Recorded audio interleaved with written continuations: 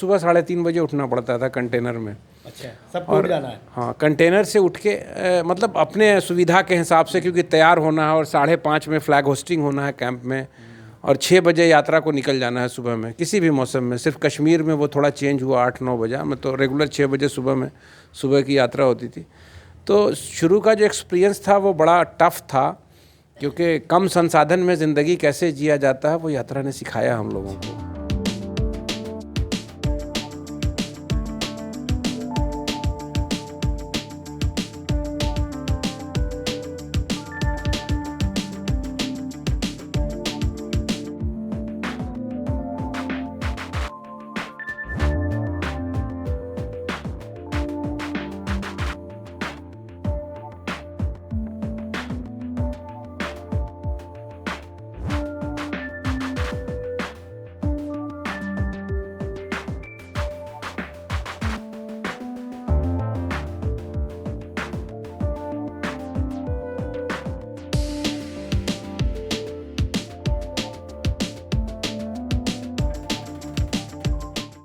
आप देख रहे हैं बिहार आजकल और मैं हूं इमरान अली। अभी हमारे साथ बातचीत करने के लिए हैं कांग्रेस के मशहूर नेता उमैर खान साहब।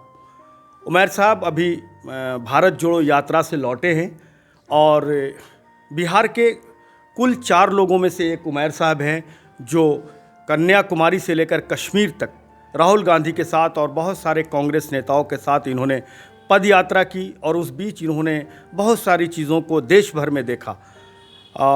हम बात करेंगे इनसे भारत जोड़ो यात्रा को लेकर कि किस तरह की यादें रही आपकी, या कैसे आपके दिल में बात आई कि आप भारत जोड़ो यात्रा से जुड़े और इतनी लंबी यात्रा के लिए कैसे आपने हिम्मत बनाई।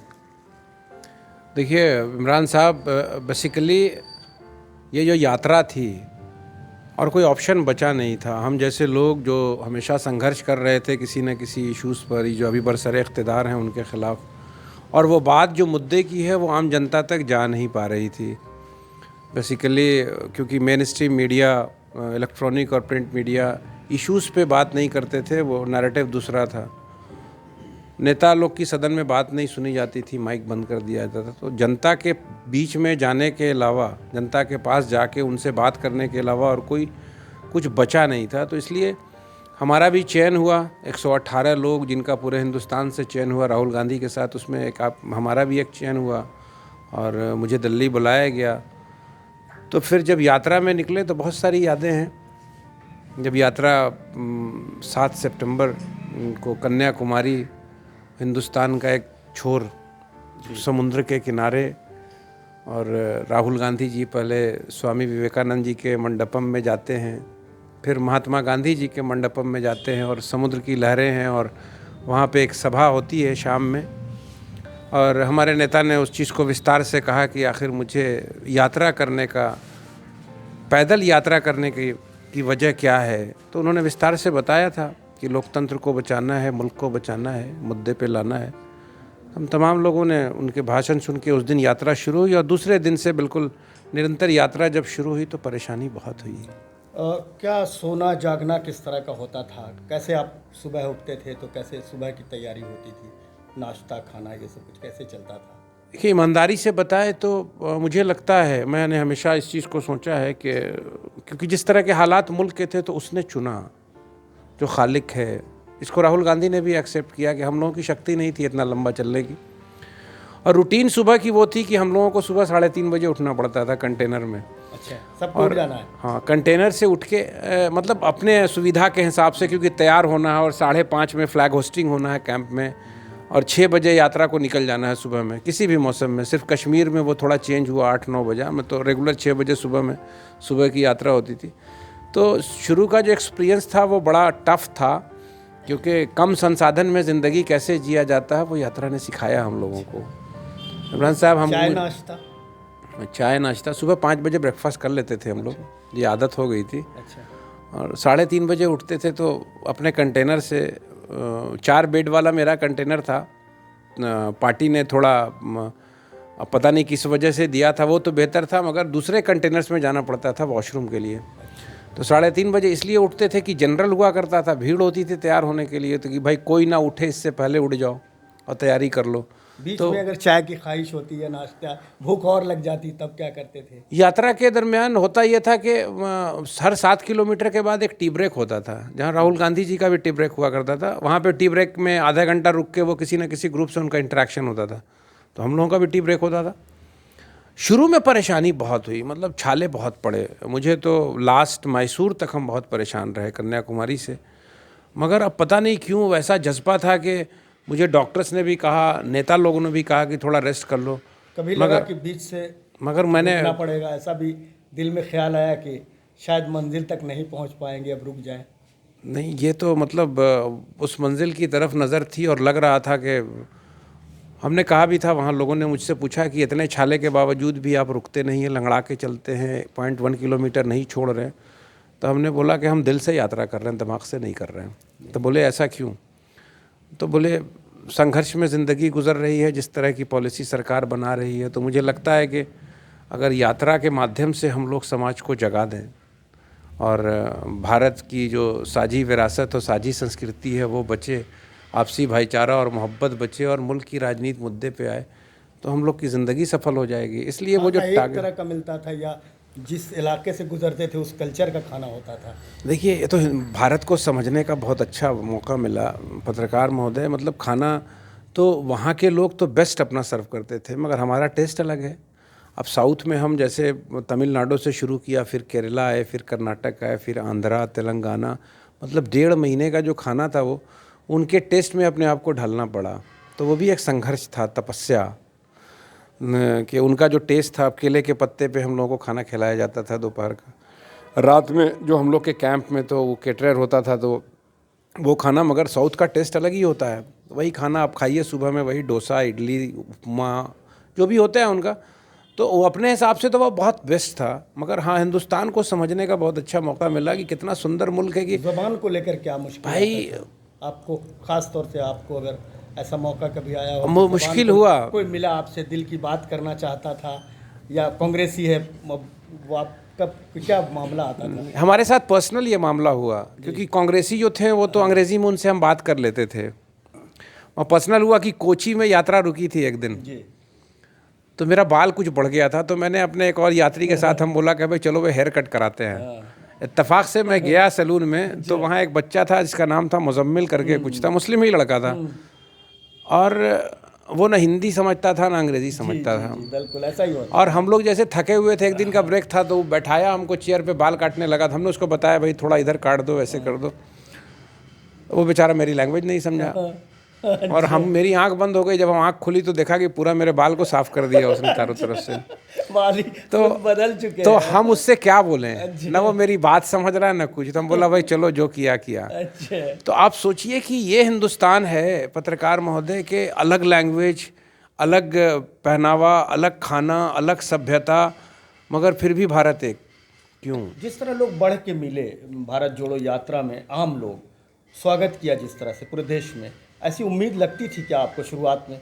नहीं, हम लोगों ने तो कभी सोचा नहीं था कि इस तरह का वार्म वेलकम होगा। और ये देखने को मिला कि ये नेहरू गांधी परिवार से लोग बेइंतहा मोहब्बत करते हैं इस भारत में। ऐसी मोहब्बत कि लोग खड़े हो 3-3 घंटा इंतज़ार करते थे आंखों में आंसू लेके राहुल गांधी से मिलने के लिए। वो बूढ़े, वो बच्चे, वो बूढ़ी औरतें। और ऐसा ऐसा दृश्य देखा है कर्नाटक में का। मैं एक वाक़या बताऊँ। एक बूढ़ी औरत थी, हम लोग आगे चल रहे थे, सेकंड हाफ की यात्रा थी, राहुल जी पीछे थे, क्योंकि सेकंड हाफ में मोबिलाइजेशन ज़्यादा होता था, तो हम भारत यात्री आगे चलते थे कि राहुल जी के पीछे लोकल लोग चलने वाले थे। तो हम लोग जब आगे बढ़े तो एक बूढ़ी सी लेडी थी, वो हाथ में 2 खीरा लेके खड़ी थी ऐसे रोड पे, और 3 घंटे से खड़ी थी। तो उसको तो पता नहीं था, वो तो कन्नड़ बोल रही थी, मगर उसके बराबर में जो लोग थे, हम लोग रुक के उनसे पूछने लगे कि आखिर मामला क्या है। तो वो राहुल गांधी का इंतज़ार कर रही थी। तो राहुल जी से वो मिली, तो राहुल जी से उसने कहा कि मेरे पास कोई ज़मीन नहीं थी, तुम्हारी दादी ने जो कानून बनाया था तो हमको कुछ ज़मीन मिली। तो ये जो ज़मीन मिली, तो उस ज़मीन में हम खेती करते हैं और अपने बच्चों की परवरिश करते हैं। इसमें खीरा पैदा हुआ, हम 2 खीरा लेके तुम्हारे लिए खड़े हैं बेटा। बस इस बात की फ़िक्र है कि तुम्हारी जान को ख़तरा ना हो, इस भारत को तुम्हारे ही परिवार की ज़रूरत है। और वो रोने लगी। तो ये सब ऐसे ऐसे बहुत सारे दृश्य हम लोगों ने देखे। हम लोगों ने सुबह 6 बजे देखा है कि अपने छोटे से बच्चे को लेके एक माँ रोड पे खड़ी है इंतज़ार में कि राहुल जी आ रहे हैं। और ये मोहब्बत कन्याकुमारी से लेके कश्मीर तक मिली। जी, कश्मीर जब पहुँचे थे, जो गेटवे ऑफ कश्मीर है जवाहर, दिल्ली जब आए तो क्या माहौल था? हाँ दिल्ली में भी बहुत अच्छा था। जी। देखिए हम लोग को डराने मीडिया की, ने बताया राहुल जी ने कि मीडिया ने रिस्पांस नहीं दिया वहाँ पर। देखिए मीडिया तो मजबूर है, पत्रकार तो चाहते थे कि हमारी यात्रा को कवर करें। हम लोगों से भी बहुत सारे जो मेन स्ट्रीम चैनल के पत्रकार हुआ करते थे, हम लोग को ब्रेक पॉइंट में कैंप में आते थे, हम लोग के साथ बैठते थे, खाना भी खाते थे साथ में, तो वो बताते थे वो मजबूर हैं क्योंकि एम्प्लॉई हैं, कहीं ना कहीं काम कर रहे हैं। तो राहुल जी ने तो खुद कहा था कि गलती इनकी थोड़ी है, इनके पीछे से इनके कॉलर को पकड़ा इस बीच कोई ब्रेक भी मिला था क्या आप लोगों को? घर जाने के लिए कोई ब्रेक मिला था? हम लोगों को हम लोगों के कंटेनर्स के बुरे हाल हो गए थे। वहाँ से जो कंटेनर्स थे तो उसकी सर्विसिंग ड्यू थी, क्योंकि कंटेनर बने थे दिल्ली में ही बॉर्डर पे। जब हम लोग यात्रा दिल्ली पहुँची तो हम लोग को 5 दिन का ब्रेक मिला था, ये दिसंबर में। फिर यात्रा 3 जनवरी से रिज्यूम हुई, तो फिर हम लोग दिल्ली से यूपी, हरियाणा, पंजाब होते हुए कश्मीर गए। कश्मीर में जो सर्दी थी और इससे यहाँ के लोग परेशान थे उस सर्दी में उस वक्त, तो कैसे झेल पा रहे थे आप उस सर्दी को? देखिए जब आप कोई संघर्ष करते हैं किसी जेन्युइन काउज पे, और जिस तरह से पब्लिक आपका इस्तकबाल करती है और मोहब्बत उनके चेहरे के भाव से लगता है कि ये लोग, जब हम कश्मीर पहुँचे ना, जम्मू जब पहुँचे थे ना, तो जिन लोगों ने भारतीय जनता पार्टी के लिए तालियां बजा के मिठाई बांटी थी, उन लोगों ने हम लोगों से कहा कि हम लोगों की हालत बहुत ख़राब है, उनके समर्थक लोग। और कश्मीर तो खैर कश्मीर है, हमको भी ज़िंदगी में पहली मर्तबा जाने का मौका मिला। वो जम्मू का एक पार्ट जो है, जम्मू जो कमिश्नरी है, और फिर कश्मीर हम इन करते हैं, तो वो जवाहर टनल है 11 किलोमीटर का, तो टनल क्रॉस करते हैं तो कश्मीर है, वो जन्नत है। इधर की दुनिया अलग है, उधर की दुनिया अलग है। और मुझे पता कि इतिहास में पहली मर्तबा किसी नेता के लिए हज़ारों लोग खड़े थे उस जवाहर टनल को क्रॉस करके, जहाँ सिर्फ चारों तरफ उजली चादर दिख रही थी बर्फ़ की, इतना खूबसूरत जगह। और तमाम बूढ़े, बच्चे, औरतें उस बर्फ़ से अपनी पगडंडी पे चल के घरों से बाहर आके, हम लोगों ने भी बहुत सारा देखा होगा, आपने कभी विजुअल्स हमारा, हमने बच्चों से बात किया, वहाँ के फैमिली लोगों से बात किया, उनको लगा कि हमारे दुख को बांटने वाला कोई मसीहा आ रहा है। और जितना भावुक होकर लोग राहुल गांधी से मिले, सत्ता दल के लोग आपके राहुल जी के टी शर्ट का जादू नहीं समझ पा रहे थे, आप कुछ करीब से उनके टी शर्ट का जादू समझ पाए क्या? देखिए राहुल गांधी को बेसिकली मैं आपको बताऊं, जितना मेरा उनसे इंटरेक्शन हुआ और 4-5 महीना मेरा, आई एम वेरी फॉर्चुनेट कि उनके साथ रहने का मौका मिला। राहुल गांधी बहुत डाउन टू अर्थ इंसान है, और इस फैमिली में, इसके ब्लड में है, वो इन लोग देश से बहुत मोहब्बत करते हैं। तो ये जो पैदल चले तो इनको बहुत कुछ सीखने को मिला, ऐसा तो कभी चले नहीं थे। पैदल चले के बारे में थोड़ा तो टी शर्ट जो मामला, जो ठंड में टी शर्ट का मामला था, तो देश हैरान है। देश हैरान, जो आप सत्ता में लोग हैं, देश हैरान इसलिए है कि कुछ गरीब बच्चों से इंटरेक्शन हुआ था उनका, और मौसम बदला हुआ था, हम लोगों ने भी थोड़ी हाफ जैकेट वगैरह पहन रखी थी, और बच्चे बिल्कुल ऐसी पतली सी शर्ट पहन के राहुल जी से मिले थे। तो उन्होंने, राहुल जी ने कहा कि तुम लोग को ठंड नहीं लगती है? बोले नहीं, हम लोग को आदत हो गई है। तो उस दिन से राहुल जी ने अपना माइंड मेकअप किया कि मुझे भी अपनी आदत वैसी करनी है कि मुझे भी एहसास हो कि उन बच्चों के पास संसाधन की कमी है। तो वो जब इंसान कुछ चीज़ सोच लेता है ना, तो फिर वो एहसास ख़त्म हो जाता है। अगर राहुल जी दिखावे के लिए करते, तो अगर मुझे ठंड लग रही है, ठंडा है, एहसास हो रहा है, और हमने दिखाने के लिए अगर नहीं कुछ पहना, तो मेरे चेहरे के भाव से पता चल जाएगा कि हम बहुत सारी चीज़ को, राहुल जी के चेहरे को देखिए आप, कोई फीलिंग ही नहीं। और कितनी अच्छी बात कही उन्होंने, बोले भारतीय जनता पार्टी के लोग तो समझ रहे थे, मुझे भी लोगों ने बहुत डराया, ऐसे होगा वैसे होगा।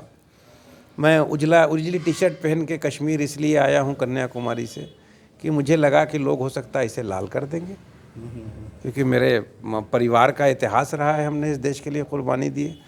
मगर जिस तरह की बातें लोगों ने कही, तो कश्मीर के लोगों ने मुझसे बहुत मोहब्बत किया, मेरे हाथ में ग्रेनेड नहीं दिया। और दूसरी एक बात मैं बोलूं, मुझे इस बात का यकीन हुआ कि हमारी यात्रा को उसने कबूल कर लिया, पत्रकार महोदय। उसकी सनद क्या है कि जिस दिन हमारी यात्रा शुरू हो रही थी, समुद्र के किनारे वो धीमी धीमी बारिश हो रही थी, हम लोग खड़े थे, बारिश में भीग रहे थे। और जब 30 जनवरी को शहादत दिवस है, फादर ऑफ नेशन को जिस दिन मारा गया था, मार्टियर डे के दिन, जिस दिन हम लोग शेरे कश्मीर मैदान में जमा हुए थे, तो 30 तारीख को सुबह 3 बजे से बर्फ़बारी हो रही थी। तो श्रीनगर के लोगों ने कहा कि ये हमारे लिए शुभ संकेत है जी, क्योंकि इतनी बर्फ़बारी हुई नहीं और हमारी फसल के लिए फ़ायदा है, सेब की खेती अच्छी होगी, ये होगी। तो हम लोगों को लगा कि उसने सनद दे दिया कि हमने तुम्हारे संघर्ष को कबूल कर लिया है। और जब उसने सनद दे दिया तो मुझे लगता है आखिरी सवाल के गया ज़िला के लोगों ने, बिहार के लोगों ने बहुत दिल से इस्तकबाल किया, स्वागत किया आपका, बल्कि गर्व किया आप पे कि आपने भारत यात्रा में आपको लिया गया, जोड़ा गया और आप बखूबी उसको निभाया, उस यात्रा में चलते रहे। तो किस तरह का इस्तकबाल किया लोगों ने और कैसा महसूस किया आप यहाँ आकर गया में या बिहार में? नहीं, मुझे इस बात की बहुत खुशी हुई कि हमारे लोग, आपको काफ़ी कांग्रेस के लोग और हमारे चाहने वाले हर जगह के लोग वहाँ पहुँचे थे और जिस तरह का इस्तकबाल किया और जो चेहरे पे उनका जो फेशियल एक्सप्रेशन था उससे लग रहा था कि नहीं, अगर मेरा कोई भाई गया था इतने बड़े संघर्ष में, क्योंकि परेशान तो सब हैं, तो देखा कि संघर्ष में गए थे तो वो सही सलामत अपने संघर्ष को पाए तकमील पर पहुँचा के लौट आए। तो उनके चेहरे के भाव से मुझे भी बहुत सेटिस्फेक्शन हुआ कि हम जो कर रहे थे तो यहाँ लोग मुझे इंडोर्स कर रहे थे कि यहाँ हम हक पे चल रहे हैं, तो सेटिस्फेक्शन हुआ। और फिर थकान ख़त्म हो गई। जब अपनों से मिलता है आदमी और इस तरह का जब चेहरा देखता है तो जो थकान थी वो 4-4.5 महीने की, वो 3570 किलोमीटर जो कभी सपने में नहीं सोचेंगे कि पैदल चल पाएंगे हम। अभी हम सोचते हैं कि हम कन्याकुमारी से कैसे पैदल चल के कश्मीर पहुँच गए, तो असंभव लगता है। मगर वो लोगों का वही लोग इनकरेज करते थे, सोशल मीडिया पर भी समर्थन करते थे, इंस्पायर करते थे, और लोगों ने जिस तरह से इस्तकबाल किया तो मुझे लगा कि नहीं, जब आप सच पे चलोगे तो लोगों का अपार समर्थन मिलेगा और हमेशा सच की जीत होती है। जी बिल्कुल, बहुत बहुत शुक्रिया हमसे बात करने के लिए। शुक्रिया। तो वीवर साहब सुन रहे थे कन्याकुमारी से लेकर कश्मीर यात्रा की यादें जो थी उमैर खान साहब हमसे साझा कर रहे थे, और इन्होंने एक बात जो कही कि बहुत सारी चीज़ें देश भर की सीखने को मिली और बारिश की बूंदों से शुरुआत हुई और उस पे ही ख़त्म हुआ। और गया के लोगों ने, बिहार के लोगों ने जिस तरह से इस्तकबाल किया, जिस तरह से स्वागत किया, जिस तरह से गले लगाया, तो इनकी तमाम थकानें दूर हो गई। बहुत बहुत शुक्रिया हमसे जुड़ने के लिए।